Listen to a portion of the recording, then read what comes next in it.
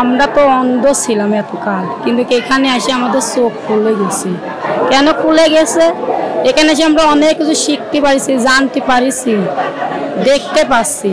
সাইজে তো মানুষ নিয়েই তো থাকেছে সারা জীবন, কিন্তু সাইজে মানুষ ভজেছে। সেই মানুষ ভজাটা আমরা দেখতে আইছি এবং শিখতে আইছি। মানুষ ভজলে কি হয়? মানুষ ভজলে সোনার মানুষ হয়।